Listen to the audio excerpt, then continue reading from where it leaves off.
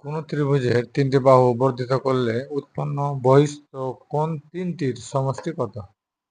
এখানে বলা হয়েছে কোন ত্রিভুজের তিনটি বাহু। আমরা যদি মনে করি যে ত্রিভুজটা সমবাহু ত্রিভুজ, তাহলে আমরা যদি এই বাহুটাকে এখানে বর্ধিত করি আর এই বাহুটাকে পর্যন্ত বর্ধিত করি এবং এই বাহুটাকে যদি এইভাবে বর্ধিত করি, তাহলে বহিঃস্থ কোণ হবে এটা এটা এটা এটা। এখন ত্রিভুজটা যেহেতু সমবাহু ত্রিভুজ, সেহেতু এই ভিতরের প্রতিটি কোণ হবে সমান এবং ত্রিভুজের তিন কোণের সমষ্টি 180 ডিগ্রি। এই জন্য এই প্রত্যেকটা কোণের মান হবে 60 ডিগ্রি করে।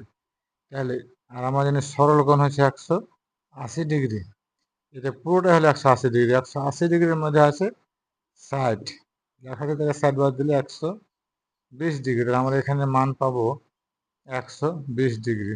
120 ডিগ্রি, 120 ডিগ্রি, তিনটা যোগফল বলেছে, তাহলে 120, 120, 120 যোগ করলে আমরা পাবো 360 ডিগ্রি। আশা করি বুঝতে পেরেছ। ধন্যবাদ।